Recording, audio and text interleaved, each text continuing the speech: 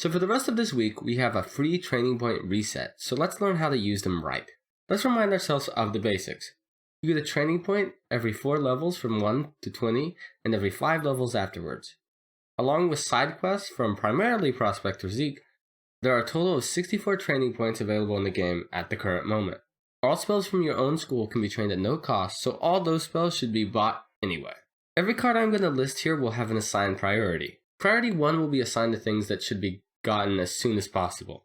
Priority 2 will be assigned to things that you should probably obtain, but you can wait on them a little bit if getting training points is difficult for you. Priority 3 are things that are helpful, but should be left for a time when you have training points to spare. And Priority 4 are things that will be useful in niche situations, but you may not want to train them for all sorts of reasons. The first absolutely necessary training point path to go on will be to get Feint. This will come from Dworgen and should be trained Dark Sprite, Ghoul, Dream Shield, Banshee, Vampire, Feint. Next, by the time you're level 25, is the Triple Blade for your school, being Elemental or Spirit. You can also get the Trap of your school at some point. This will greatly help with certain fights, but will be used less frequently. Also, getting the opposite Triple Blade and Trap can be very helpful as a supporting school. I'd honestly recommend almost everyone get both the blades and maybe both the traps. After that, the next major priority should be damage enchants. These will progressively get stronger from Celestia, Zafaria, and the Arcanum. You should train these as soon as possible, starting at level 52, with Strong to Giant to Monstrous to Gargantuan from Celestia. And in Zafaria, you can get Colossal as early as 64, and at the Arcanum, Epic at 110. At level 86, you should train Sharpened Blade and Potent Trap as soon as humanly possible. At this point, you might want to get a damage aura. My recommendation is to get Berserk from Zafaria, and then Frenzy from the Arcanum once you get there. The Aesthetic Trainers also give a valuable aura if you want a lower risk damage aura, but I would recommend against ever training Amplify.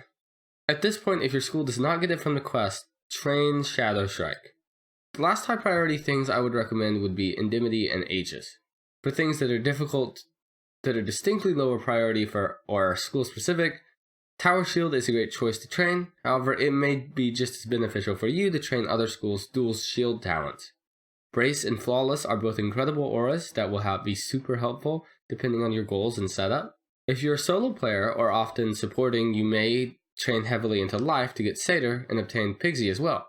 If you do, Primordial and Radical pair well with these.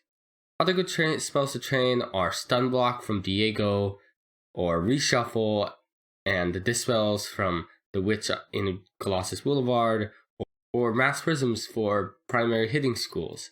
These can often just be safer tertiary cards though, so I wouldn't put these in the top of your priority. If you're doing PvP, you should check out some strategies specifically made for your school and determine Rochambeau options from there. Right now, dual schooling seems to be here to stay, especially for high levels. Anyway, if this helps you out, like, share, subscribe, and bye!